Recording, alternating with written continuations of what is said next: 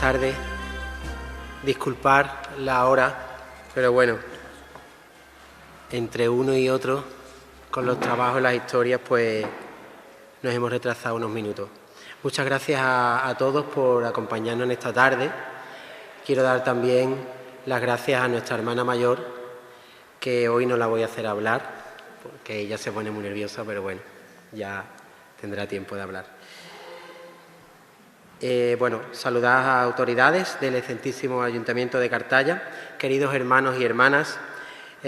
Para mí constituye un verdadero honor, como presidente de la Hermandad de Nuestra Señora del Rocío de Cartaya, tomar la palabra en este acto, que no es solo una cita cultural, sino también una expresión clara del compromiso de nuestra hermandad con la formación, la difusión del conocimiento y la preservación de nuestra cultura rociera. Entendemos que la devoción a la Santísima Virgen del Rocío no se sustenta únicamente con la vivencia espiritual, sino también en el conocimiento profundo de nuestras raíces, de nuestra historia y de aquellos elementos que han configurado a lo largo del tiempo la identidad de nuestro pueblo y de nuestras hermandades. Por ello, promover iniciativas como la que hoy nos reúne forma parte esencial de nuestra misión. Ante todo, me gustaría agradecer a la Vocalía de Formación por la iniciativa en el desarrollo de este acto cultural, en el cual presentamos un libro que ya cuenta con un amplio recorrido en el mundo rociero, cuyo autor es un joven seminarista almonteño, don Manuel Galán Cruz. A pesar de su juventud, su amplia trayectoria ya se encuentra marcada por una profunda vocación del servicio a la Iglesia y un firme compromiso con nuestras más arraigadas tradiciones.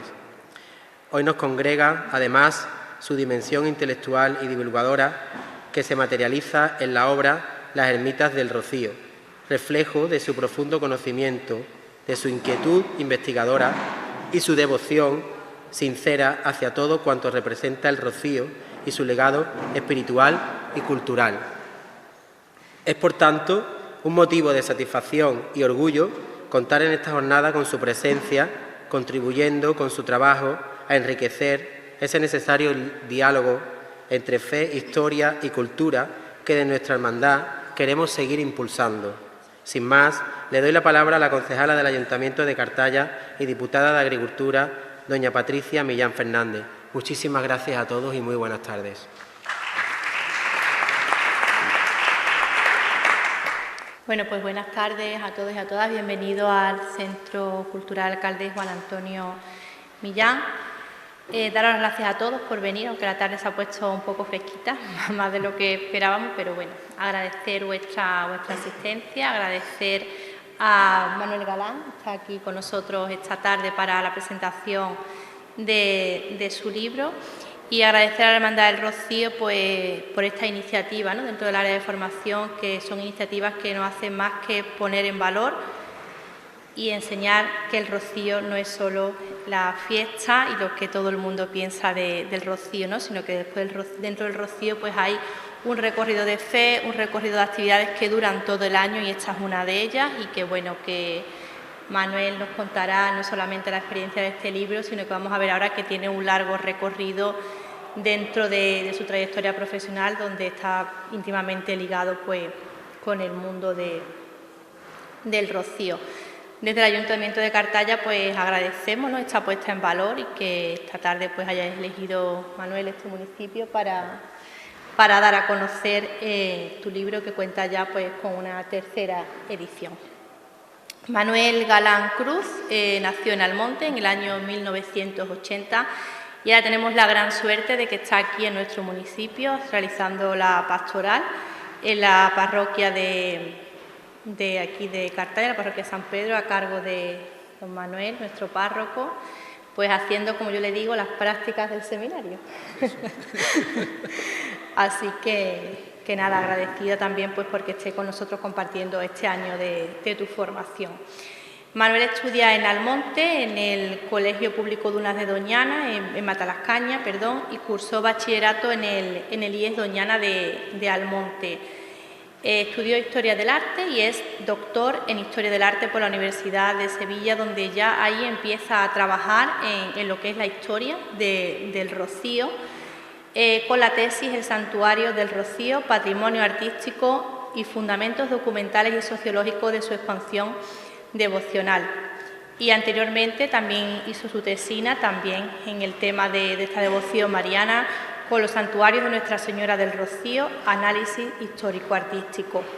Para hacer un doctorado, bueno, pues hay que hacer también una serie de publicaciones y ligados a todo esto, bueno, pues están publicaciones como, bueno, él ha hecho publicaciones antes, durante y después del doctorado, que ha dedicado su vida básicamente pues a estudiar todo lo que es la fe, ¿no?, y la expresión histórico-cultural alrededor de la Virgen del Rocío. Pues entre estas publicaciones están Votos pictóricos de Nuestra Señora del Rocío, Expresiones populares de fe, La Virgen de la Granada de Almonte, Análisis histórico y artístico, Catálogo de devociones marianas de la Villa de Almonte anteriores a 1936, en testimonios históricos de la devoción de los almonteños a la Madre de Dios, devociones, imágenes, ritos y cofradías marianas en Almonte, el retablo mayor de la antigua ermita Nuestra Señora del Rocío en estudios de historia del arte, centenario del Laboratorio del Arte, que fue desde 1907 al 2017, está casi un siglo, ¿no?, de estudio, y agradecimientos pictóricos de exvotos isbeños a la Virgen de Belén y a la Virgen del Rocío. También ha participado en jornadas, por ejemplo, la 10ª jornada sobre la historia de Pila, donde también pues, hizo la colección de fotos metálicos de Nuestra Señora del Rocío, el Laboratorio del Arte. Las andas procesionales de la Virgen del Rocío de 1933 y en esvoto la lucha de la Villa de Almonte contra las tropas francesas en 1810 y el voto de acción de gracias de la Virgen del Rocío en Regina Mater Misericordiae. También hizo ahí estudios históricos, artísticos y antropológicos de advocaciones marianas, el prólogo a la rendición de la obra Memorias de la construcción del nuevo santuario del Rocío, que duró 3 años, desde 1963 al 1969, que fue una obra de Antonio Millán Pérez, y aparte, bueno, pues como hemos dicho, de innumerables y diversos artículos en publicaciones, periódicos, en conferencias temáticas, en divulgaciones y también pues en muchas jornadas de historia y de cultura relacionadas con la Virgen del Rocío. También formó parte de la Hermandad Matriz de Almonte, estuvo desde el año 2011 hasta el 2015 como delegado de formación de dicha hermandad, donde desde ahí pues tuvo la suerte, ¿no?, y la oportunidad de dirigir las publicaciones del Rocío, del Boletín Oficial de la Hermandad Matriz de Almonte y la Hoja de la Hermandad. Posterior a esto, desde el año 2015 hasta el año 2022, fue el director del Tesoro de la Hermandad Matriz de Nuestra Señora del Rocío y de la Oficina de Atención al Peregrino. Así que si algunos habéis estado por allí haciendo ruta turística, pues seguramente habréis coincidido con él. También fue comisario de la exposición Tesoro de la Hermandad Matriz Nuestra Señora del Rocío y de diversas exposiciones temporales que se han ido montando dentro y fuera del tesoro de esta hermandad. No voy a nombrarlas todas porque aquí nos podemos llevar hablando un buen rato de todas las obras que ha podido presentar Manuel, ¿vale? Y bueno, pues uno de los últimos hechos importantes, pues que ha sido el autor del proyecto iconográfico de la Catedral Efímera para el Traslado del Rocío de la última temporada, del 2019 al 2020.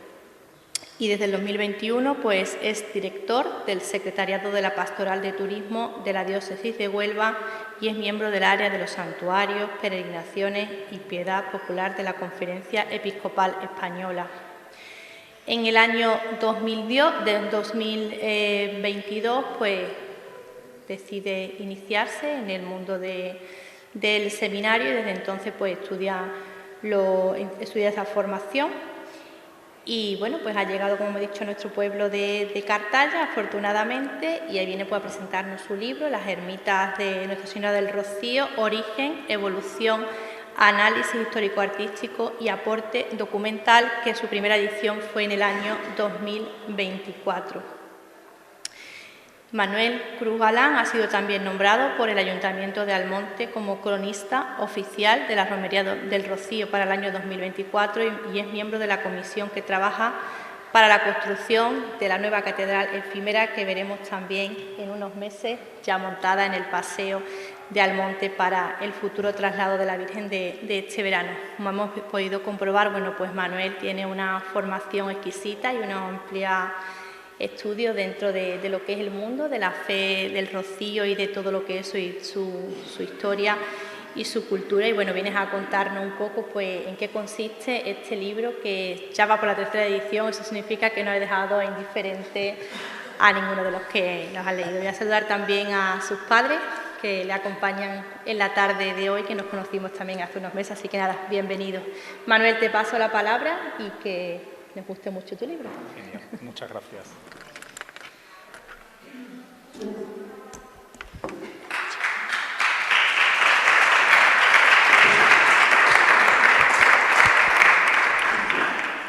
Gracias, Patricia, por tus palabras y gracias, Carlos, por las tuyas.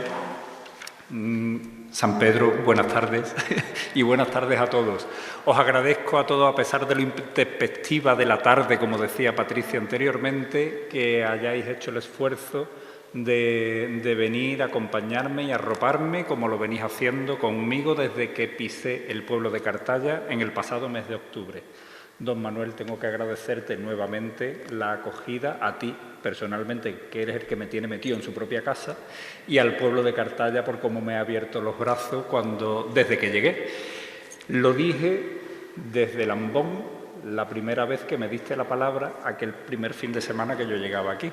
Permitidme que diga y que me vuelva a repetir que me siento aquí como en casa, porque nada más llegar a la parroquia, lo primero que me encuentro fue el sin pecado de la Virgen del Rocío. Entonces, evidentemente, eso es como jugar en casa. Digo, bueno, pues estando la Virgen, que siempre va delante de todo, pues ya podemos ir tranquilos con lo que pueda venir detrás. Dicho todo esto, tengo que agradeceros, evidentemente, esa acogida y agradecer, en primer lugar, a la Hermandad del Rocío y al propio Ayuntamiento de esta localidad de la disposición que tanto una institución como la otra habéis tenido para la organización de este acto. Entonces, agradecéroslo también, ya lo he hecho en privado y, evidentemente, agradecéroslo también públicamente.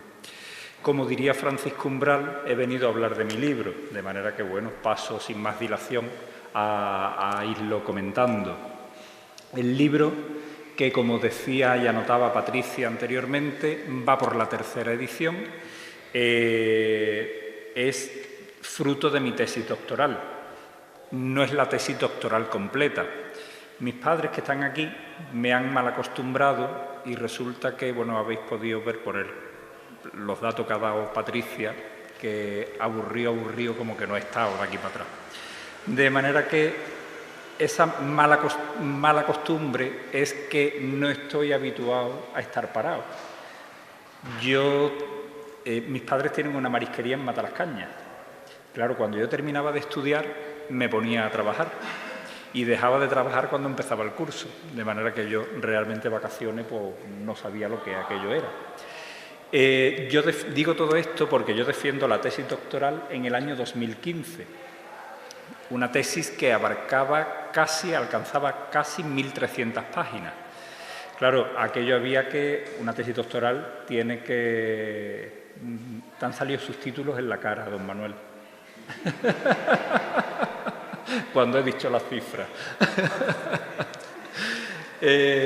Va con unos parámetros concretos que los marca la propia universidad, unos márgenes con unas medidas concretas, un tamaño de letra concreto, unas imágenes con un tamaño, en fin.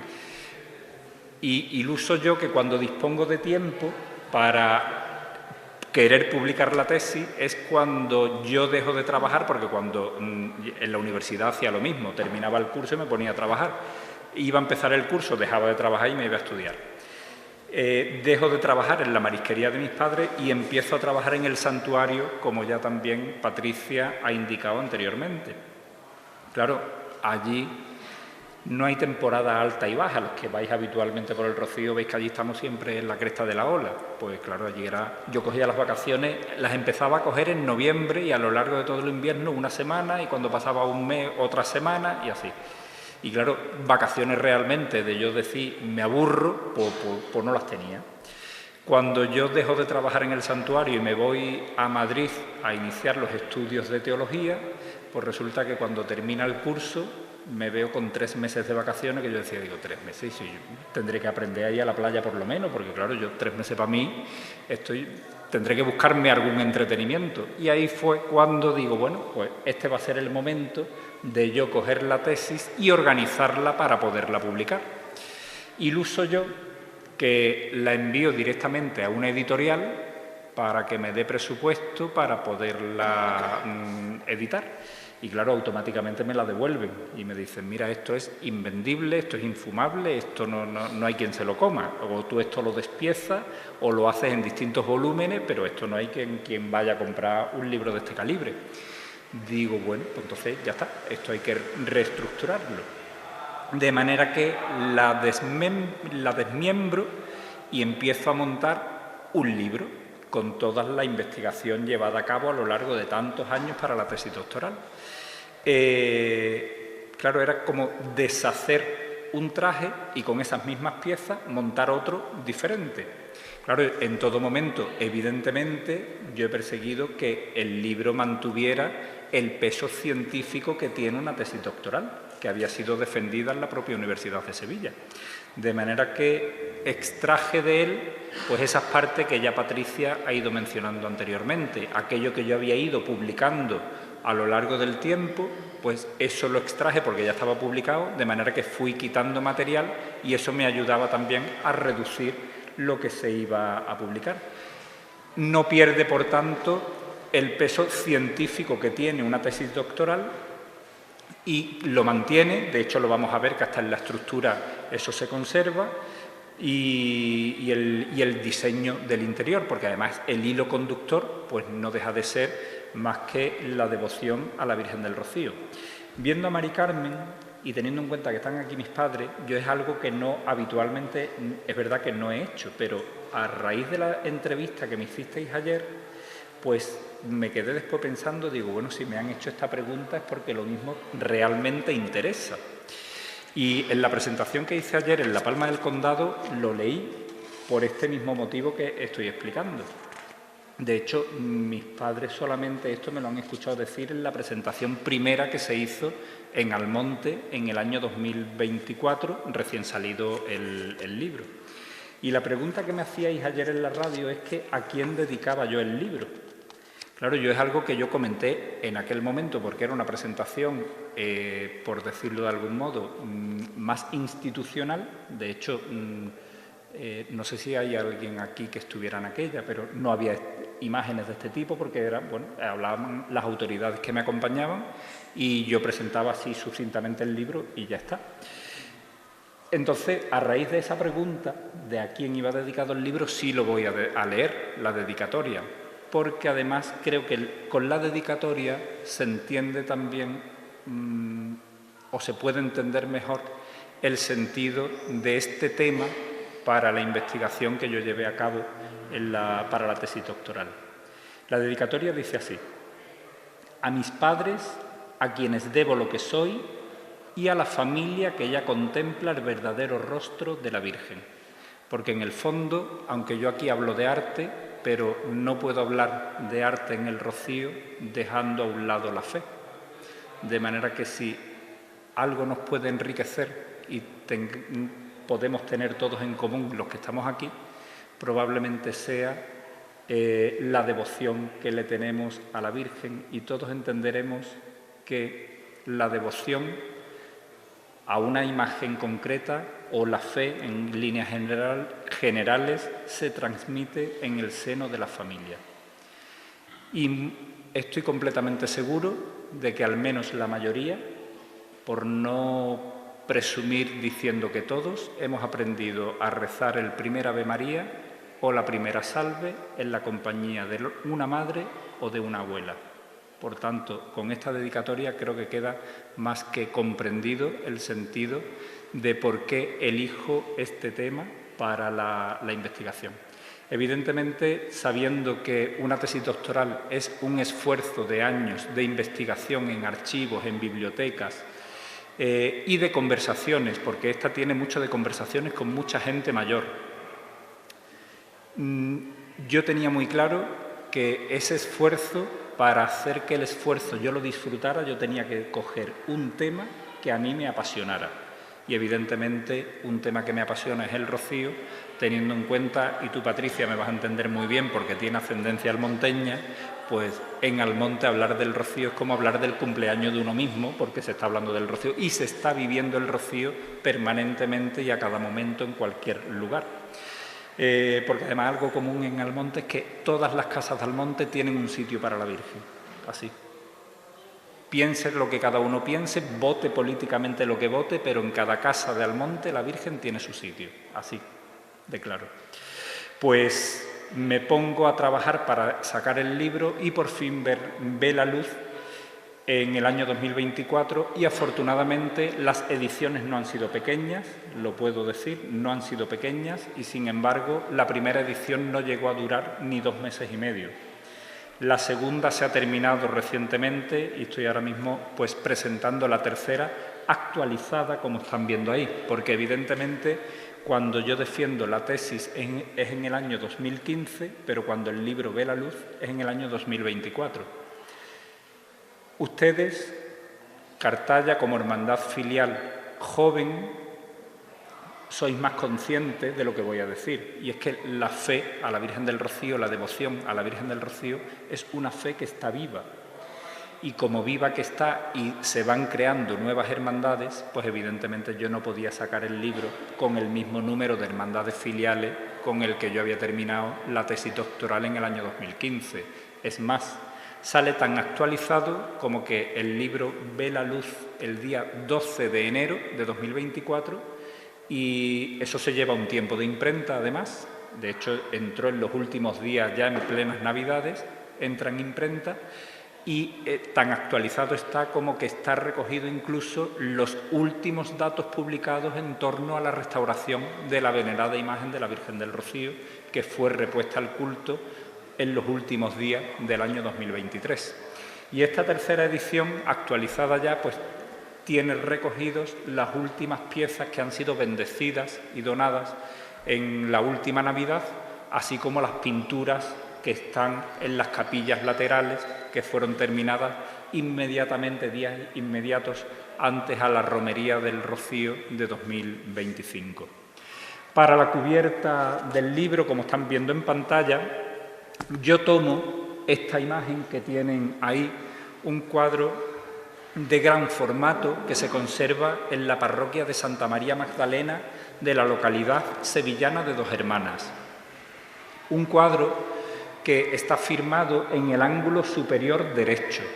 Ahí no se aprecia, pero en esa firma el cuadro alcanza los 2,20 metros de altura. Está en la parroquia donde recibe culto la Virgen de Valme, que es la protectora de la localidad de Dos Hermanas. Y fue pintado en el año 1917 por un pintor costumbrista sevillano, Manuel García y Rodríguez. Y claro, yo tomo este cuadro no porque me guste, que evidentemente también, sino por la inscripción donde está recogida la firma. Y es que en esa firma dice: en la aldea del Rocío, año de 1917, Manuel García y Rodríguez. Claro, ese en la aldea del Rocío a mí me está dando a entender que el cuadro fue pintado allí. Por tanto, esa visión que está en la parte inferior de la ermita del Rocío, pues presupongo que es la que el pintor estaba viendo directamente conforme él estaba ejecutando esa pieza de gran formato, un lienzo pintado al óleo. El propio cuadro merece un estudio aparte. Evidentemente no lo estudio porque no es patrimonio nuestro, entonces no entro a investigarlo y a comentarlo. Pero bueno, ya que está, si os comento, teniendo en cuenta que sé que muchos de los que estáis aquí conocéis el tesoro de la Hermandad Matriz y entre las vitrinas habéis podido ver la corona que la Virgen lleva puesta en este cuadro. Es la corona que se conoce como Corona del Sol. Les recuerdo el año de ejecución, 1917. Tengan en cuenta, recuerden, que la Virgen del Rocío fue coronada canónicamente en 1919. Para ese acto se hizo una corona expresamente de mayor envergadura, de manera que Después nos hemos acostumbrado a ver a la Virgen con una corona mayor y esta resulta ridícula, resulta pequeña, y es el motivo por el que no se emplea. Es una pieza de plata dorada. Se pueden ver también el juego de ráfagas de rayos, la media luna, que también se conserva, y sobre todo esa ristra de corazones, que son exvotos metálicos que a lo largo del tiempo la Virgen ha ido recibiendo como donativos. El libro está, el grueso del libro, pues está estructurado de la siguiente manera. Tiene un índice, con eso comienza, porque todo lo que está estudiado en el libro aparece recogido en el índice, de manera que si queremos, ya incluso por curiosidad, pues mira, se me ha olvidado cuando la Hermandad de Espartina regaló la patena, pues me voy y busco patena de la Hermandad de Espartina y lo encuentro. Igual también el cetro de la Hermandad de Cartaya, evidentemente. Me lo he preparado que venía para acá expresamente, ¿eh? Así que... las vinajeras de plata con el sello de flores, pues ahí aparece recogida. O el San José que estaba en la antigua ermita, pues ahí aparece en el índice, aparece también recogido y nos dice en qué página está. Continúa con una presentación que hizo el obispo de Huelva, don Santiago Gómez Sierra, es quien escribe la presentación de esta obra. Le sigue un prólogo que está firmado por quien fue mi director de tesis, el profesor doctor don Juan Miguel González Gómez, catedrático emérito de la Universidad de Sevilla, catedrático de Historia del Arte, y actualmente presidente de la Real Academia de Bellas Artes de Santa Isabel de Hungría, de la capital hispalense. A continuación hay una introducción donde se recoge sucintamente qué nos vamos a encontrar en líneas generales a lo largo de toda la obra, una obra que alcanza las casi 460 páginas, una página dedicada a siglas, porque tengan en cuenta, como les decía anteriormente, una tesis doctoral es fruto de muchos años de investigación en archivos y en bibliotecas, y una manera de reducir espacio a la hora de escribir es, a la hora de citar el archivo de donde he extraído esa fuente o la biblioteca, pues lo pongo por siglas, de manera que vamos resumiendo y reduciendo ese espacio para no consumir más. Y el grueso de la obra está dividido en 5 capítulos. El primero, dedicado con el título Marco histórico-artístico. El segundo, la ermita medieval, es decir, la más antigua de la que tenemos constancia. El tercero, la fábrica tardobarroca, es decir, aquella que se levanta tras el terremoto de Lisboa del año 1755. El capítulo cuarto, dedicado al actual santuario de la Virgen del Rocío. Y el capítulo quinto, dedicado a orfebrería. Y claro, visto así, se pueden parar a pensar, bueno, ¿y se estudia la orfebrería y la pintura no? ¿Y la cerámica tampoco? Pues todo eso se estudia, las esculturas se estudian también, pero todo eso se estudia con cada ermita, es decir, cuando estudiamos el continente, estudiamos el contenido.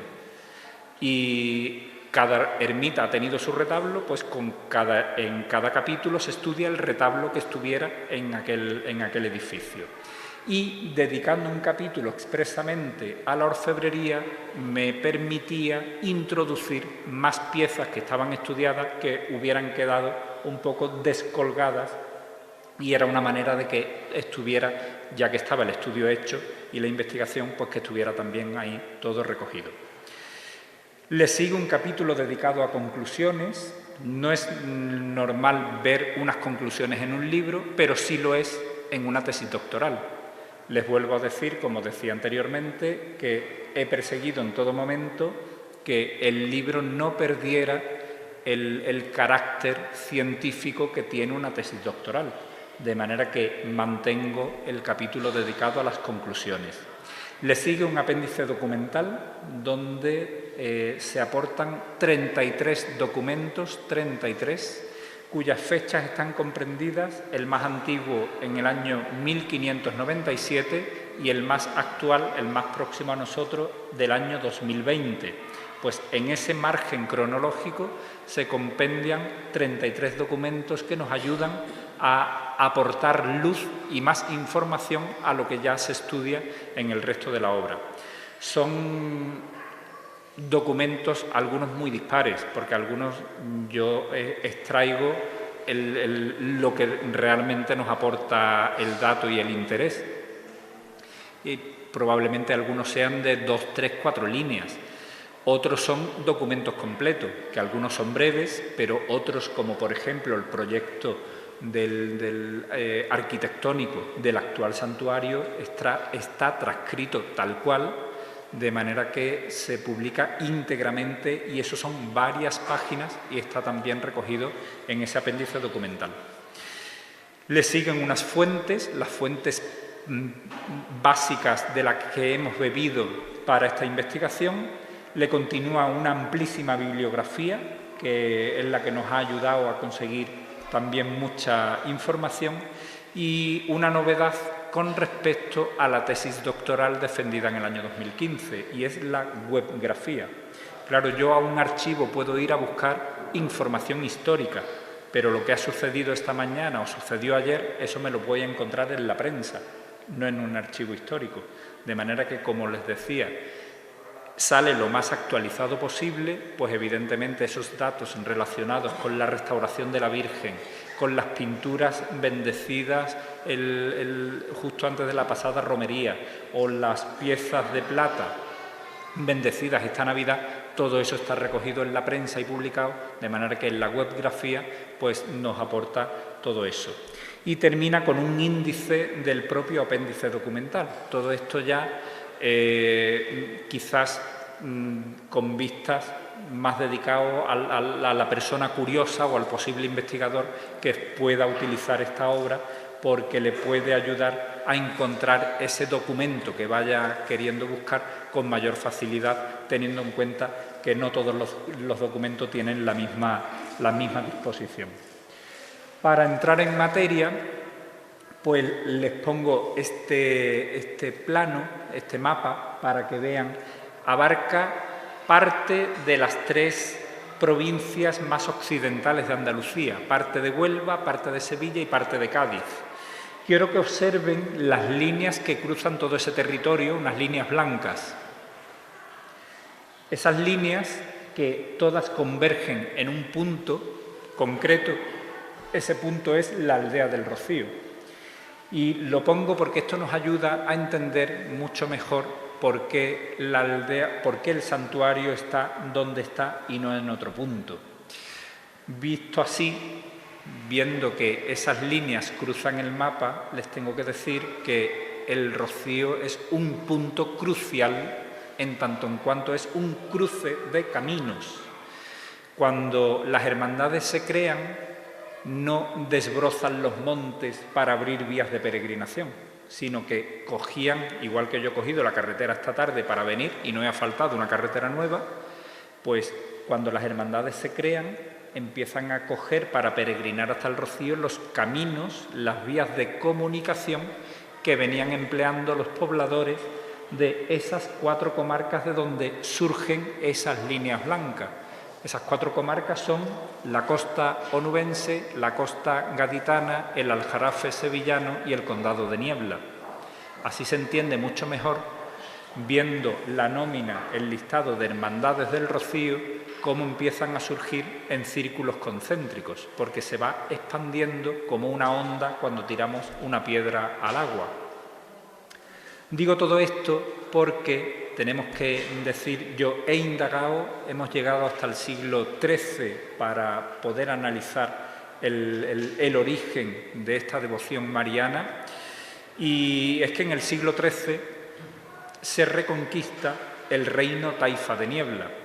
En el año 1248 fue reconquistado el reino de Sevilla por Fernando III el Santo. Fernando III establece en Sevilla, entroniza la imagen de la Virgen de los Reyes, regalo de su primo Luis IX de Francia, San Luis. Todo ello porque Fernando III era un gran devoto de la Virgen María, una devoción que hereda al hilo de cómo yo empezaba esta intervención, que hereda de su madre, la reina doña Berenguela. Pues su hijo, don Alfonso, Alfonso X el Sabio, nacido en Toledo, pues muy mariano también. De hecho, seguramente todos conocemos las cantigas de Santa María. Son unas composiciones musicales que manda componer el monarca castellano, Alfonso X, para venerar y honrar la memoria de la Virgen. Claro, todo eso es por la profunda devoción mariana que este rey tenía. Cuando estos monarcas iban reconquistando tierras a los musulmanes, lo que hacían era establecer oratorios de la nueva religión para ir reconvirtiendo a la población de esas tierras. Cuando llega el Rocío, pues sucede lo mismo. Lo lógico hubiera sido entronizar imágenes cristíferas, porque los cristianos nos denominamos así porque somos seguidores de Cristo. Sin embargo, estos monarcas entronizaban imágenes de Cristo, pero no directamente al Señor, sino siendo portadas por su madre, por la Virgen María, teniendo en cuenta la profunda devoción que ellos le tenían a esa figura materna. Pues en todo este rompecabezas nos falta el documento que nos diga que fue Alfonso X quien trajo la imagen de la Virgen del Rocío a este lugar o que mandara a él traerla. Pero claro, tenemos todas las piezas y nos falta la central, pero todas esas piezas nos hacen ver y mirar a la figura de este monarca castellano como el promotor de esta devoción, teniendo en cuenta, y vuelvo a repetir, su profunda devoción mariana. Debemos de recordar que el reino Taifa de Niebla fue reconquistado en 1262 y él reina hasta su fallecimiento a finales del siglo XIII. Por tanto, tuvo varios decenios en los que les dio lugar para ir reconvirtiendo a las personas, a los habitantes de esta zona. De manera que todo eso nos hace pensar que fuera él el iniciador de esta devoción mariana tan concreta, hoy universal. Eso teniendo en cuenta además que al ser un cruce de caminos y como se ha descubierto recientemente también por los hallazgos arqueológicos allí aparecidos, probablemente hubiera una población no grande, pero una población en torno a una instalación portuaria fluvial en el entorno de lo que hoy es el santuario del Rocío. Eso hace pensar que hubiera una pequeña población, porque desde ahí había un tráfico comercial con las localidades costeras, teniendo en cuenta que el río, la marisma, hoy ya está más colmatada de arena, pero en la Edad Media, pues evidentemente el río sí podía ser navegable, no con barcos de gran calado, pero sí con barcos de otro formato que pudieran llegar hasta el propio río Guadalquivir.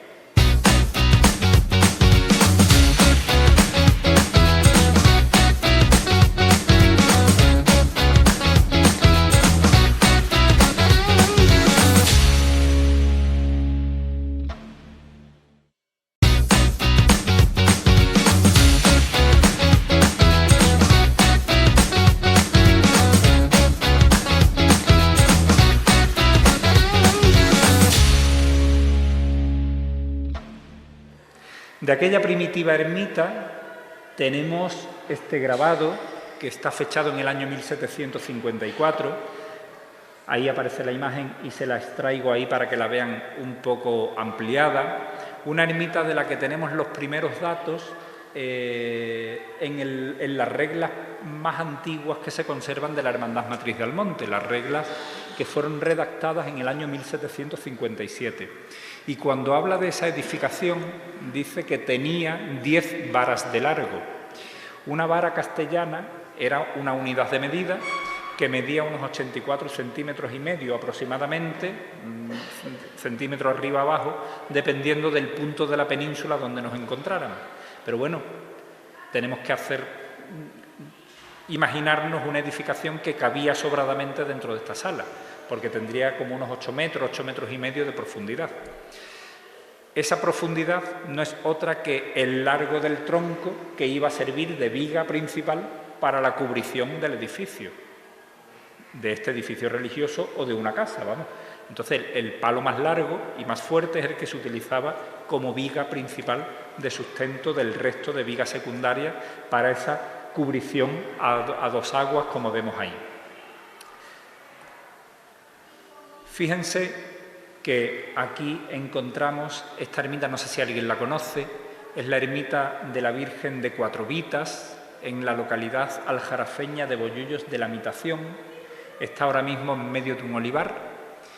Y la traigo porque si la despojáramos, si yo me pongo de pie se escucha, aunque no tenga el micrófono. Si la despojáramos de los añadidos del siglo XVIII, que son las naves laterales y este pórtico delantero, pues nos quedamos con una edificación que tiene aproximadamente esas 10 varas de largo que hubiera tenido aquella primitiva ermita del Rocío. Les digo todo esto porque además esta ermita está establecida, y no les va a sorprender si se están fijando en la torre, si les digo que el origen de esta ermita era una mezquita almohade.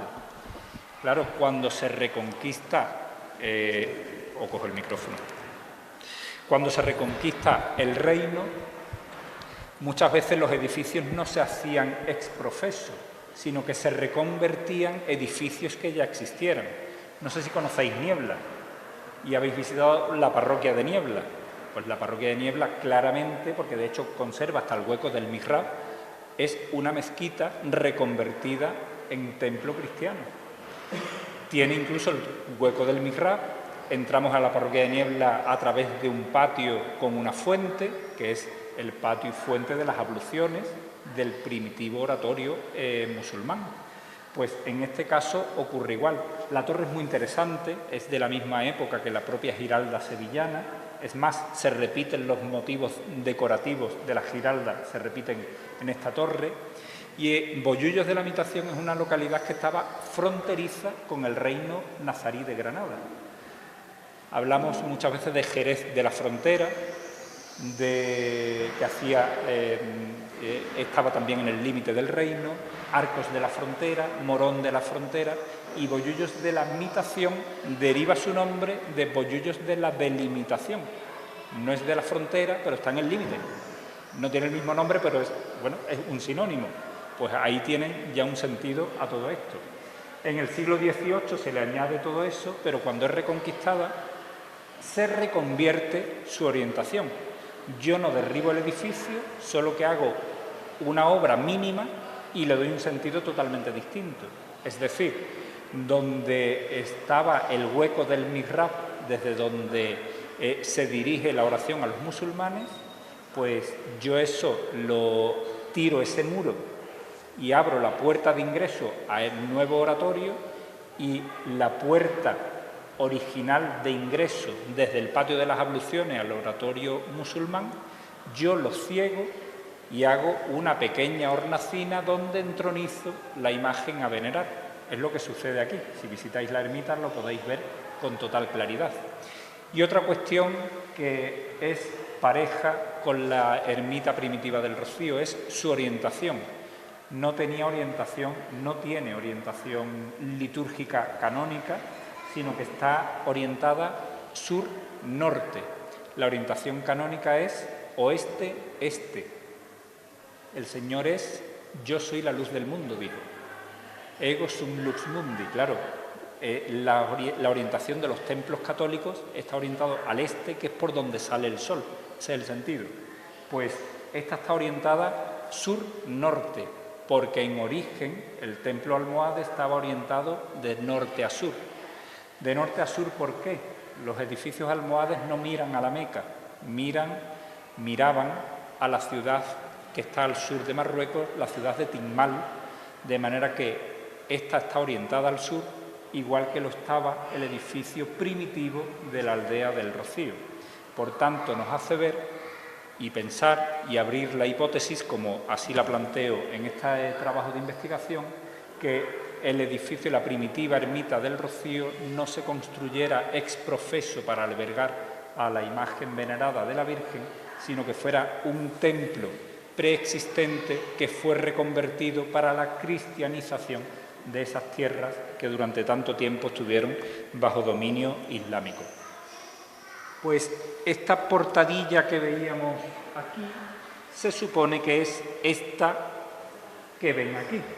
Esto ya es fotografía, una fotografía tomada en el año 1963 con motivo del derribo de la ermita para la construcción del actual santuario marismeño. Una ermita que, si se fijan, en la puerta, fíjense que en la parte superior conservaba, tenía este panel cerámico que afortunadamente se conserva expuesto permanentemente en las dependencias del Tesoro de la Hermandad Matriz, un panel cerámico que está fechado además en el año 1696. Esa ermita sufre diversas intervenciones arquitectónicas para hacer unas cuadras, para hacer unas dependencias, para hacer esta portada. Las tienen todas recogidas, además en el apéndice documental, las distintas intervenciones que sufre a lo largo de todo el siglo XVII. Y esa portada se conservó gracias a que el terremoto de Lisboa no derriba completamente ese edificio medieval. Lo daña y no poco. De hecho, su reconstrucción duró 3 años. Y digo reconstrucción, que es el término que aparece en la documentación original. Eso quiere decir que no toda se levanta de nuevo, sino que se arregla los desperfectos y lo que había quedado bien se reaprovecha para la segunda edificación. Y en ese tiempo, en esas labores, en esas obras, es cuando se aprovecha para darle una orientación litúrgica al santuario que se estaba construyendo, a la nueva ermita. Claro, eso que hizo que lo que era puerta principal quedara, que les recuerdo que estaba mirando al sur, al darle una orientación litúrgica mirando al este, pues la puerta principal que miraba al sur queda como puerta lateral. De hecho, observen en el derribo como aquí hay un arranque y aquí hay otro arranque de unos muros, porque esta portada, a raíz de esa intervención de 1700, después del terremoto de 1755, quedó embutida dentro de un espacio que fue denominado y era conocido popularmente como cuarto o sala de los milagros, que era aquel espacio donde los devotos rocieros llegaban y colgaban en el hueco que veían libre esos exvotos que contaban una historia devocional personal con algún milagro que atribuían a la intervención de la Virgen. Pero claro, todo esto gira en torno a la imagen de la Virgen, que es la que tienen en pantalla. La imagen de la Virgen, que es el centro y de todo lo que aquí estudio y de todo lo que se vive en el santuario y fuera de él cuando la Virgen no está y está en Almonte. Pero una imagen que no siempre ha estado ataviada con ricas telas como la vemos en la actualidad. Ya hemos visto que si el origen está en el siglo XIII, les tengo que decir que en el siglo XIII el estilo artístico que impera es el gótico y evidentemente tal cual la vemos no es una imagen gótica. Una imagen gótica es una imagen que tiene tallada todas sus partes, incluso sus ropas, y con unas características muy concretas. Almonte guarda con muchísimo celo, y los que tanto conocéis el pueblo de Almonte lo sabéis, muchísimo celo la integridad física de la imagen de su venerada patrona, de la que es patrona del pueblo desde 1653. Y claro, eso ha hecho que el enigma que hay en torno a su integridad sea aún mayor. Han sido muy pocos los estudios hechos a la imagen y muchos menos, evidentemente, lo publicado. Y entre lo publicado muchas veces tenemos que leer entre líneas para intentar desglosar o desvelar lo que ahí se quiere dar a entender o significar. Y entre lo poco que hay publicado, hay quien dice que la imagen más parecida a la talla primitiva, original de la Virgen del Rocío, que se conserva bajo las telas, pues es la imagen gloriosa de la Iniesta de Sevilla, una imagen que fue destruida en el año 1932, pero de la que se conserva una copia hecha por Antonio Castillo Lastruzzi y que recibe culto en la capilla doméstica de la Real Academia de Santa Isabel de Hungría de Bellas Artes de la capital hispalense, y es la que tienen en pantalla. Claro, las modas no llegan solamente en el vestir nuestro, del ser humano, también en las devociones. Y cuando una imagen gótica empieza a perder adeptos, pues una manera de ir amoldando y modernizando y acoplándose a las nuevas tendencias estilísticas, pues es vestirla, recubrirla con ricas telas. Cuando se va a hacer eso, ¿a quién se toma como modelo? Pues a la principal mujer de la sociedad, en este caso a la reina o a las infantas. De hecho, si yo les pongo esta imagen y les digo que recuerden o que busquen en el teléfono inmediatamente en Google el retrato de la infanta Isabel Clara Eugenia, pues les aparecerá un cuadro de hacia 1585 que se conserva en el Museo del Prado, de Sánchez Coello, y resulta que si despiezamos las piezas de la indumentaria de la hija favorita del rey Felipe II, pues resulta que se corresponden uno a uno con todas las piezas del traje de la Virgen del Rocío. Es más, hasta la gorguera de encaje con la que remataba el cuello del traje de la infanta deriva con el tiempo en esta pieza que vemos en torno a la cara, que denominamos rostrillo, porque símbolo de virginidad es llevar la cabeza cubierta, de manera que la gorguera de encaje no terminaba en el cuello en la imagen de la Virgen, sino que le avanzaba cubriéndole la cabeza, rematándole el rostro, un rostrillo que nace con ese vuelillo de encaje y que se va enriqueciendo con el tiempo hasta llegar a telas bordadas e incluso a plata o a oro, como también tiene alguno. Pues gracias a esta investigación hemos podido ir desechando algunas atribuciones muchas veces aleatorias y gratuitas que se han venido haciendo, queriendo buscar un autor para la Virgen del Rocío. Y miren ustedes, pues esto me ha permitido ir desechando muchos nombres como se han venido atribuyendo. Gracias a esto, pues di, curiosamente también en la localidad sevillana de Dos Hermanas, con una Santa Ana triplex, es decir, una Santa Ana que lleva en sus piernas, en su regazo, a la imagen de la Virgen y esta a su vez a la imagen del niño, de ahí lo de triplex o triple. Encuentro esta Santa Ana triple, Santa Ana, la Virgen y el Niño, en una parroquia de Dos Hermanas, en este caso la parroquia del Ave María, de la localidad de Dos Hermanas, y curiosamente observen el rostro de la Virgen, aquí lo tienen más de cerca, para que vean que es reducido en tamaño, pero un calco del rostro de la patrona de Almonte. Un rostro, vamos, una talla, porque es una talla completa. La imagen de Santa Ana y de la Virgen están en una misma pieza, el niño es posterior, y es una obra anónima del siglo XV, pero sí quiero que observen la mirada del rostro de la Virgen, la nariz y sobre todo el triángulo nasofacial, porque verdaderamente ahí es donde se puede ver el parecido más que razonable con el rostro de la patrona de Almonte. Aquí lo tienen de frente, más de cerca y de perfil, para que vean la curvatura de los párpados, la curvatura, vamos, el ángulo de la nariz y el triángulo, ya les digo, nasofacial, donde lo pueden ver. Y me atrevo a decir incluso más, que hasta la policromía es un calco de la policromía de la patrona de Almonte. No me limito, evidentemente, solo a analizar la imagen venerada de la Virgen, sino también la del niño. Y gracias a esta investigación sí me atrevo a atribuir su ejecución a Benito de Hita y Castillo, escultor sevillano, teniendo en cuenta primero el parecido más que razonable del niño de la Virgen del Rocío con niños documentados de la gubia de Benito de Hita y Castillo, eso por un lado, y por otro, porque hay una familia de Almonte que está relacionada tanto con el Rocío como con Benito de Hita y Castillo.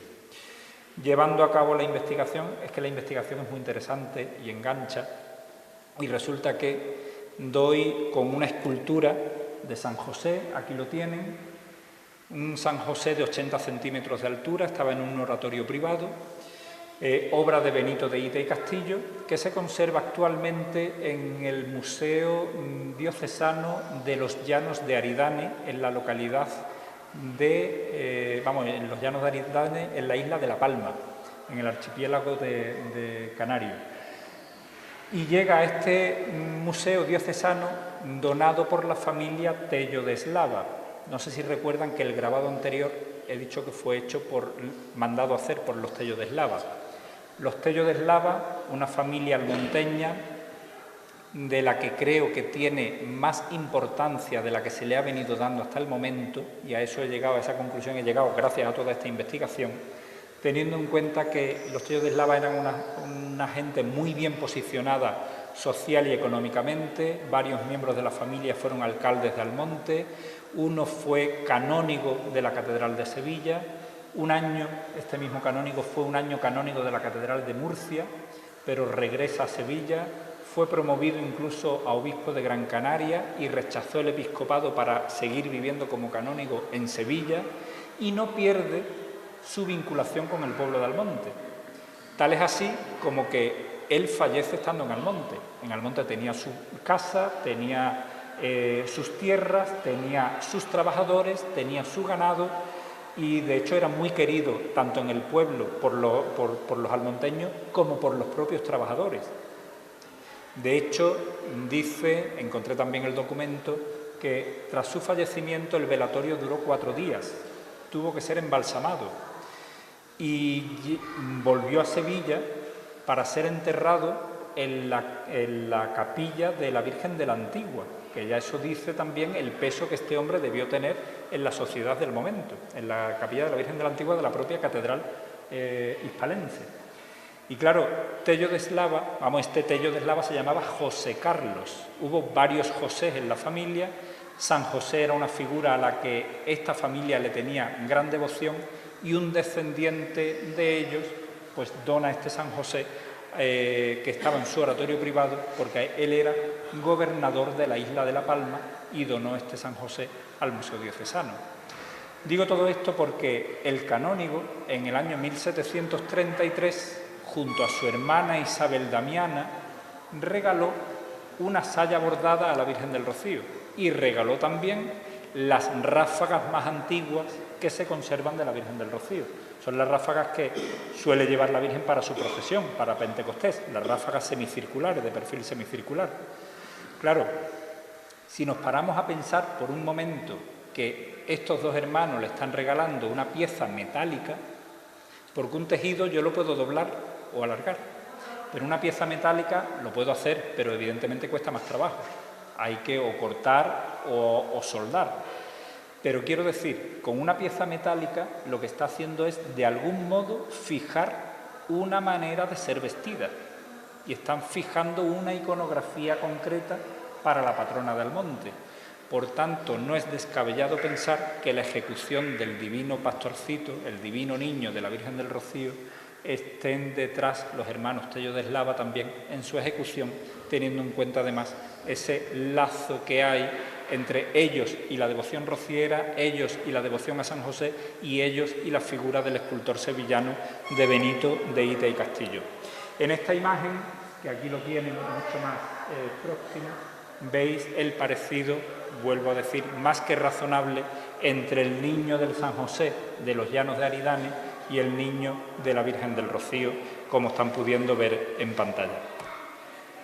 Pues volviendo a la arquitectura, ahí tienen la ermita tras el terremoto de Lisboa. Eso es una fotografía tomada en torno a 1910-12, y esta ermita es la misma, porque los que más vais por allí sois conscientes de lo que allí estamos batallando siempre, o luchando contra las inclemencias del tiempo y contra los elementos. Es decir, la principal lucha es contra la humedad, porque allí el nivel freático está muy alto y el agua está debajo de la solería prácticamente. De manera que el principal problema que tenía esta edificación era la humedad. Tengan en cuenta además que está al borde de la marisma. Claro, para evitar que la humedad dañara el interior, como venía haciendo, pues hay una intervención en 1919 y se recubre la fachada con losetas de barro cocido para aminorar el daño de esa humedad. Unas losetas que fueron retiradas y colocadas otras de barro cocido y vidriado en los años 40 del siglo XX, que es la foto que tienen en la pantalla. Y en este caso es la misma, pero ya a color, tomada un sábado de romería justo cuando iba haciendo la presentación en la Hermandad de Pilas, como se puede apreciar en la carreta antigua de esta hermandad. Pues esta ermita tenía un retablo en su capilla mayor, este retablo que tienen aquí, que gracias a esta investigación pues pude desechar el nombre al que se venía atribuyendo desde los años 70 del siglo XX. Se atribuía a Cayetano de Acosta y gracias a esta investigación pues sí empiezo a atribuir más concienzudamente, teniendo en cuenta distintos documentos que nos hacen ver que la fecha es otra, y aparte la ejecución de la pieza de toda esta arquitectura en madera es más parecida a la de el hijo mayor de Cayetano de Acosta, Francisco de Acosta el Mayor, que probablemente fuera el que hizo este retablo. Un retablo que fue desmontado en el año 1963 para empezar a demoler, a derribar la ermita, fue guardado y restaurado algunas piezas, se ha colocado en la capilla sacramental del actual Santuario del Rocío. Pero no era el único retablo el que hemos visto, el que estaba en la ermita, sino que la ermita en las paredes laterales tenía retablos secundarios que albergaban pues esta escena del Calvario, el San José y el Santo Domingo, el cuadro con distintas escenas, siendo la principal la de Santa Ana enseñando a leer a la Virgen, y la imagen de la Virgen del Rosario, que ya restaurada, están todas las piezas restauradas, pero la Virgen del Rosario pues he querido ponerla tal como me la encontré, porque se le había perdido el salto, de manera que también tengo que reconocer que la investigación no solamente fue en archivos y bibliotecas, sino también escudriñando cajas de almacenaje para ir buscando material de primera mano que nos fuera dando toda esa información.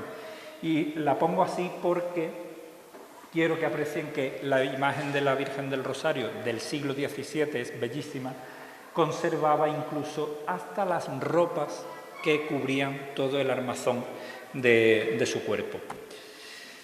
Otras donaciones, por ejemplo, del capítulo de orfebrería, pues estas lámparas, este juego de lámparas son dos, son por tanto 12 lámparas en total, y en este caso son dos, también el juego completo son 2 barcos. Los que les guste la música recordarán aquella sevillana, me parece que es, ¿no?, del coro del monte. Ya no te podré rezar a la luz de un par de velas entre 2 barcos de plata en una noche cualquiera. No lo digo cantando don Manuel porque soy un desastre para eso, pero... Pues esos barcos de plata que merecieron esa sevillana fueron regalados en el año 1905 por el duque de Montpensier en agradecimiento a la Virgen por el ascenso a alférez de fragata de su hijo mayor.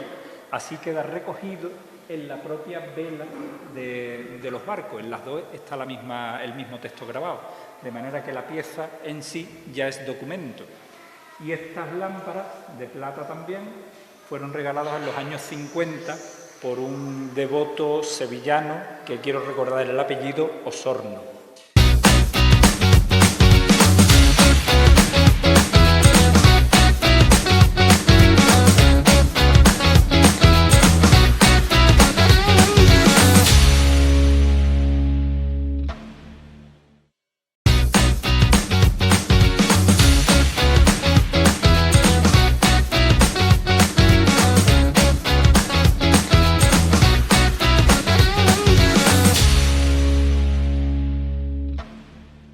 Un capítulo muy desconocido antes del derribo de la ermita fue que se intentó conservar la ermita dieciochesca introducida en otro espacio de mayor envergadura, algo así como se hizo en Asís con la Porciúncula, de manera que dejarla a modo de cofre y el edificio antiguo en el interior.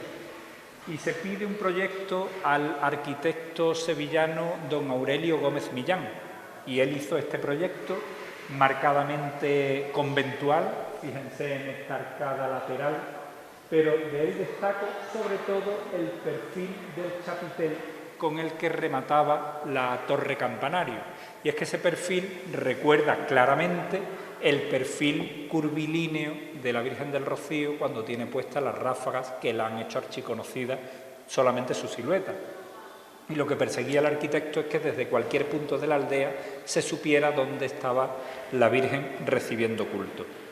Bueno, pues llegamos así al santuario actual, un santuario que empieza su construcción en enero de 1964 y que fue promovido por el primer obispo de la diócesis de Huelva, don Pedro Cantero Cuadrado.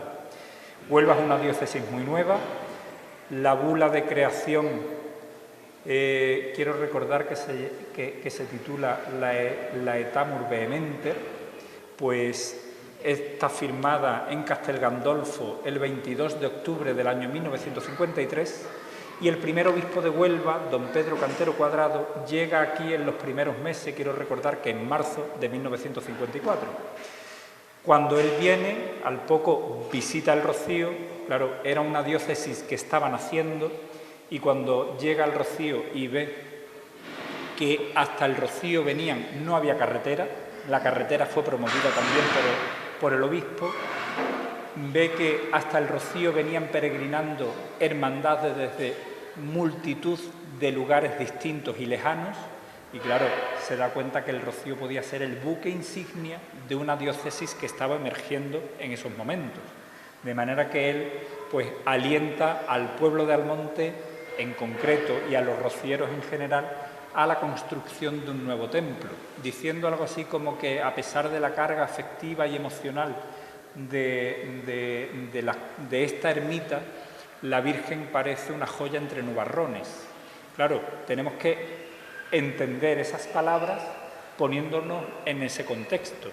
No había luz eléctrica, la luz en el interior de la ermita, una ermita del siglo XVIII, era a base de carburos de aceite o de petróleo, una ermita mucho más pequeña que el santuario actual, que tenía el retablo de la capilla mayor y retablos laterales, por tanto las paredes estaban todas recubiertas, todo eso va oscureciendo el espacio, la techumbre era de madera, oscura y oscurecida por el tiempo, por la tizne que desprenden las velas y los carburos, y evidentemente así se entienden las palabras del obispo, y alentaba a la construcción, decía, de un templo digno de tan excelsa señora.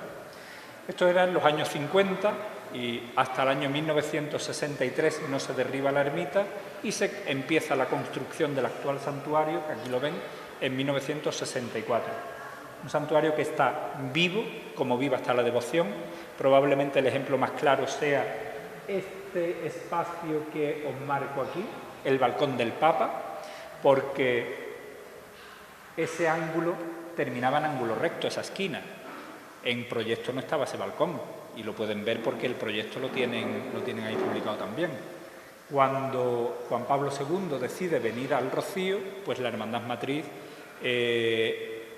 interviene en el santuario para crear un espacio ex professo para que desde allí el Papa pudiera dirigirse a la multitud que allí nos íbamos a congregar aquella tarde del 14 de junio de 1993. Se achaflana el ángulo y se crea lo que se conoce como el balcón del Papa. Y así, pues, multitud de intervenciones, las capillas laterales, la propia capilla penitencial, la capilla sacramental, la capilla votiva, aquí la ven ennegrecida porque esta foto estaba todavía aquí, se extrae principalmente por motivos de seguridad y se crea en un espacio exento al propio santuario. Aquí tienen el retablo del actual santuario, que lo tienen minuciosamente estudiado y detallado y fotografiado en el libro, una máquina neobarroca que se comienza a tallar en el año 1979 y se bendice culminado en el año 2006. Y aquí tienen, por ejemplo, pues la capilla votiva de la que les hablaba, que a pesar de haber transcurrido un montón de años entre una construcción y otra, fue bendecida en el año 2011, retoma elementos constructivos arquitectónicos del propio santuario. El arquitecto no era el mismo, pero lo retoma para que, aun siendo dos edificios que están separados, viéndolos en la lejanía, vemos que tienen una unidad todo él. Las capillas, en este caso la sacramental, aquí ven todas las piezas doradas y policromadas, formaron parte del retablo de la antigua ermita del Rocío. Aquí les pongo el proyecto que creó el artista sevillano José Antonio Navarro Arteaga para esta capilla sacramental, y se lo pongo para que vean también cómo difiere el proyecto del resultado final. El tabernáculo del Sagrario lo tienen fotografiado y estudiado minuciosamente también en este trabajo, en el capítulo de orfebrería, y en este caso la capilla penitencial con este triple relieve de gran formato que diseña y talla y policroma el artista Navarro Arteaga. Para que vean que la pintura también se estudia, pues aquí les pongo como ejemplo pues este Jesús Buen Pastor, que fue donado, es del siglo XIX, y fue donado en el año 1980 a la Virgen. Encontré la carta de donación y pedía el donante, An es el apellido, está escrito en la parte trasera del lienzo, y imagino que este es el escudo del apellido y lo dibujara el mismo donante. Y en la carta de donación pedía que estuviera colgado lo más cerca posible de la Virgen del Rocío. No sé, don Manuel, si recuerda dónde está colgado. No lo recuerda. Pues cuando yo formé parte de la Junta de Gobierno de la Hermandad Matriz, lo primero que hice como delegado de formación fue llevar el cuadro al Rocío. Porque, claro, yo me había encontrado el documento, la carta de donación, y yo le decía al presidente, mira, Kim, que me he encontrado esto. El cuadro estaba colgado, la casa estaba recién hecha en Almonte, el cuadro es una maravilla y estaba colgado en medio de la casa, pero claro, y aquello vestía porque el cuadro viste hasta escondido, viste. Y claro, una vez que me encuentro el documento, yo le decía al presidente, mira, que me he encontrado esto, el cuadro nos lo deberíamos llevar al Rocío. Bueno, sí, ya nos lo llevaremos. Y nunca se llevó. Y claro, cuando yo juro mi cargo, 29 de junio de 2011, el día 30 cojo el cuadro, así, claro, yo aquello lo tenía, y yo quería quitarme esa espina en relación a la petición que hacía el donante. Cogí el cuadro y me lo llevé al Rocío, sin haberlo medido siquiera, porque primero casi que tenía que haberlo medido, buscarle hueco y ya llevármelo directamente. Digo, no, el cuadro tiene que estar en el Rocío y ya le encontraremos al sitio. Pues, curiosa o providencialmente, el cuadro está colgado donde mismo llegué, digo, aquí, y encajaba. Digo, pues, estupendo. Y no es chico, ¿no? El cuadro es grande. Está en el espacio, en la antesacristía, donde está el manto de la Virgen para pasar las medallas. Pues en el tramo de pared que hay entre la puerta de acceso al presbiterio y el testero del fondo, pues ahí es donde está colgado. Y digo lo de providencialmente teniendo en cuenta la iconografía del cuadro, que es Jesús Buen Pastor, porque está allí recibiendo al cura justo cuando va a acceder al presbiterio para la celebración de la Sagrada Eucaristía. Pues volviendo a la imagen de la Virgen, que ya hemos visto, su talla ya la hemos estudiado, pues estudiamos los elementos iconográficos, las coronas de la Virgen y del Niño, los cetros, ya nos vamos aproximando, Conso, al cetro de Cartaya, y las ráfagas y las medias lunas. Todo eso está estudiado, todos los juegos completos que tiene y las piezas que se le han ido regalando. Esas ráfagas, que son las que le regalan los hermanos Tello de Eslava, Isabel Damiana y José Carlos, observen que cada semicírculo en el centro tiene un óvalo. Pues en cada óvalo, y los tienen todos fotografiados en el libro, cada óvalo tiene un dibujo distinto, labrado en el metal. Eso es plata dorada. Pues esos dibujos están relacionados con las letanías de la Virgen del Santo Rosario.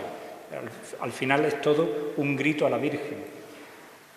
Las coronas están todas estudiadas también, la del sol que hemos visto en el cuadro de la cubierta, esta que es la corona de la coronación, hecha por Ricardo Espinosa de los Monteros, orfebre de la Catedral de Sevilla, toda ella con producto de limosna, toda hecha de oro, piedras preciosas, semipreciosas, perlas, brillantes, diamantes, y todo fue donado. Pues todo eso está en la corona. La corona del niño, regalo íntegro y de una palmerina, don Manuel, mire usted por dónde. La madre del vizconde, la madre de don Ignacio, Juana Soldán y Rañón, fue la donante de la corona para el niño de la Virgen. De hecho, encontré un cuadro, un retrato de esta mujer, de doña Juana Soldán, que le hizo Santiago Martínez, autor también de la pintura del Sin Pecado de la Palma, en el que ella aparece retratada con una cruz, un colgante al pecho, y esa cruz que lleva al pecho es esa cruz de diamantes que remata la corona del niño de la Virgen. Su hijo, don Ignacio, mandó una carta diciendo: sepan, ellos tenían para haber comprado la corona, pero quisieron hacerlo de otra manera. Sepan que con las principales joyas de la familia se hará la corona para el divino niño de la Virgen. Quisieron invertir, pues, aquello por lo que yo empezaba esta intervención, la devoción de todos los familiares. Las principales joyas de la familia que habían ido heredando fueron desmontadas y reutilizadas para esta corona del niño que hicieron en la joyería Reyes de Sevilla. La corona del centenario de la coronación, o corona de amor, en la que también Cartaya tiene parte, porque fue hecha como regalo conjunto de todas las familias rocieras, hermandades filiales, no filiales, asociaciones, pues todas participasteis en la ejecución de esta corona que hicieron los hermanos Delgado en Sevilla. Observen, en los imperiales aparecen unos pequeños relieves con escenas de la vida de la Virgen. El apostolado aparece en el resplandor, aquí está el escudo del Papa rociero, San Juan Pablo II, tienen todo el programa, lo tienen estudiado en el libro. Y la corona del niño, pues fue regalo íntegro para el centenario de la Hermandad Matriz, que se hizo con joyas que ya la Virgen no empleaba, porque han sido joyas que han llegado productos de donación, pero que se han ido deteriorando, partiendo, o joyas que por lo que fueran la Virgen no podía utilizar, de manera que se emplearon para hacer esta corona para el niño. Y ahí sí lo tenemos, el cetro que regala la Hermandad de Cartaya, corregidme por favor, creo que 2 años después de la creación de la Hermandad Filial, ¿no? Fue regalado en 2019 y fuisteis recibidos como Hermandad Filial en 2017, ¿no? Eso.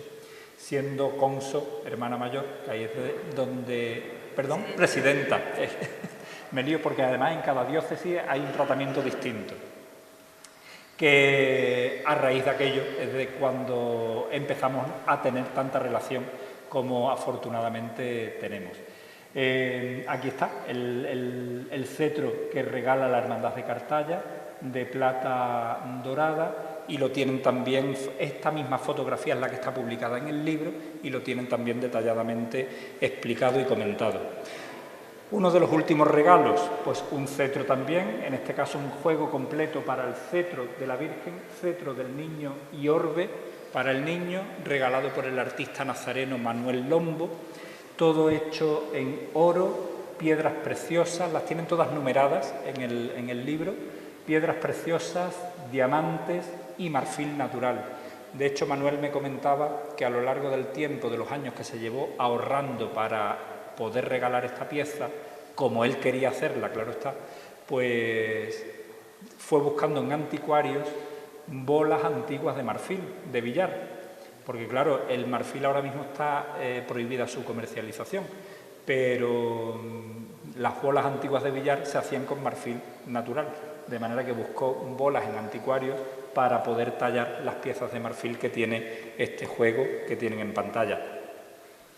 Se estudian también, como les decía, las medias lunas. Aquí tienen la que regala en el año 1965 Joaquín Castilla, que fue el que diseñó el traje, el manto de las hermandades o manto de los apóstoles.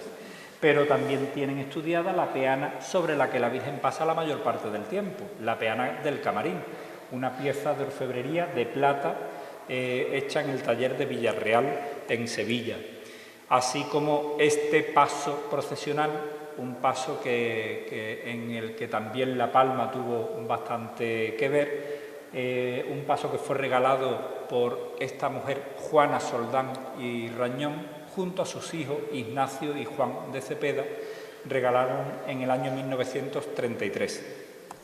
Un paso que es un ex voto, porque así como queda recogido el texto en latín, que lo tienen traducido también al castellano en el libro, dice que es en agradecimiento por los innumerables beneficios obtenidos, de manera que es un regalo de acción de gracias y, por tanto, un ex voto. La propia peana del Paso recoge estos dibujos, que son letanías del Santo Rosario, así como distintos escudos. Justo a los pies de la Virgen va el escudo de España, a cada lado va el escudo de Almonte y el de la Palma del Condado, porque esta familia había miembros que estaban en un lado y en otro, y justo detrás, que era la parte más discreta, el escudo del apellido Cepeda, como tienen en pantalla. Al ser el más discreto, los tienen todos fotografiados, pero al ser el que menos se conoce es el que os traigo para que lo veáis con mayor claridad. Y aquí está el nuevo paso de la Virgen del Rocío, del que la Hermandad Matriz me solicitó el programa iconográfico para su peana, en la que intervine proyectando distintas escenas. Se diseñó retomando la idea del siglo XIX de una peana de carretes que le hicieron los Astorga y que no se conserva, solamente la conocemos por fotografía, de manera que estos carretes recuerdan vagamente aquella peana decimonónica, y fuimos introduciendo distintas escenas, letanías de la Virgen y distintas escenas. Por ejemplo, aquí tienen el escudo de Huelva, aquí tienen la escena de la visitación de la Virgen María a su prima Santa Isabel. Pero lo que quiero que vean, que simbólicamente quise introducir en estos carretes, que son como los soportes de la peana sobre la que va la Virgen, pues simbólicamente, a modo de tornillo reforzando esos soportes, este crismón, símbolo de los primeros cristianos. Un crismón que está, aquí lo tienen reproducido, el original, no es el de la lápida sepulcral de don Ignacio, que lo toma de aquí. Don Ignacio lo tomó de esta pieza que se conserva en la parroquia de Almonte. Esto forma parte de una lápida sepulcral del año 495 que daba sepultura a una niña llamada Domigratia, y que nos habla, aparece en el término de Almonte y se conserva en la capilla de la pila bautismal, y eso nos está dando a entender que nuestras creencias, nuestra fe, llega a nuestras tierras desde los primeros siglos de nuestra era. Por tanto, colocándolo aquí, yo quería que eso quedara simbólicamente ahí remarcado y reseñado, que nuestra fe hunde sus raíces hasta los primeros siglos, como estamos viendo, y además, colateralmente, la indisolubilidad que hay entre el santuario del Rocío y la parroquia de Almonte. Y nada más, termino dejándoles esta imagen de la Virgen tras su restauración en la primera romería, que fue en 2024, la primera romería en la que estábamos todos expectantes por verla con luz del sol, a ver cuál era el resultado, y aquí la vemos espléndida, como veis. Nada más y muchísimas gracias.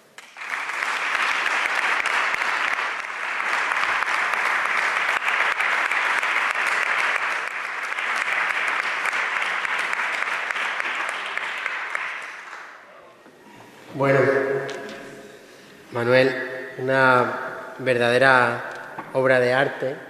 A mí me ha encantado. Creo que a todos los que están aquí también. Y a ver cuando le dice a tu amiga Rocío, ¿verdad, Conso?, que le vuelva a poner otra vez el cetro de la Hermandad de Cartaya, que se lo pusieron.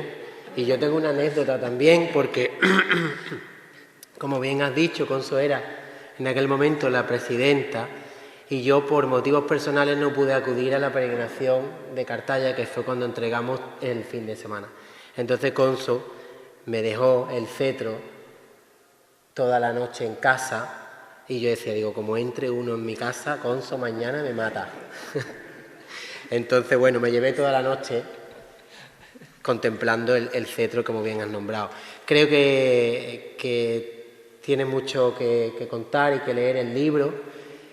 Gracias al Ayuntamiento por hacernos poder usar este lugar, que también decir que a ver cuando hacéis también algo cultural en el pueblo, que hace falta, porque tenemos que andar de un lado para otro.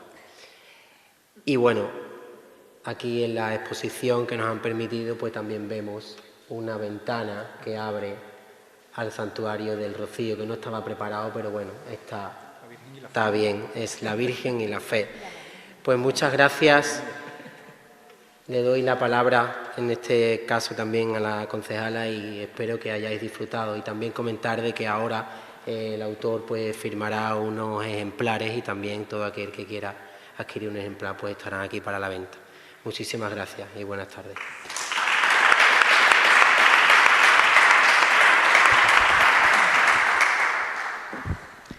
Bueno, a ver quién habla ahora después de la explicación que nos ha dado aquí don Manuel. Ya poco más hay que añadir. Nada, bueno, pues como han visto, un trabajito que la ha hecho en 2 tardes. Esto lo ha hecho él en 2 tardes y nada, pues un gran trabajo, ¿no? El que ha realizado de investigación, de búsqueda, ¿no? De esa información, y no solamente de búsqueda, sino de constatación, ¿no? De que esa información es veraz y que es verídica, bueno, que lleva un gran trabajo detrás. Y nada, yo te doy la enhorabuena, Manuel, en nombre del Ayuntamiento de Cartaya, y agradecerte que hayas querido pues presentar este libro en nuestro municipio, y la verdad que yo creo que la explicación no nos ha dejado indiferente a nadie, que hemos aprendido muchísimas cosas, y que yo por lo menos a partir de ahora cada vez que vea un detallito me voy a estar fijando, que sí, ¿sabes? Me voy a estar fijando, pues esto es por aquí, esto es por allí, o sea que muchas gracias por darnos tu información, por tu trabajo, y que nada, que estás en tu casa y que el centro, el espacio cultural, pues lo vamos trabajando poco a poco. Estamos en obra, como sabéis, la antigua Casa de la Cultura, ¿vale? Y poco a poco pues iremos también adecentando algunos de los espacios que tenemos para crear espacios nuevos. Lo digo desde aquí, ¿vale? Porque mucha gente no lo sabe.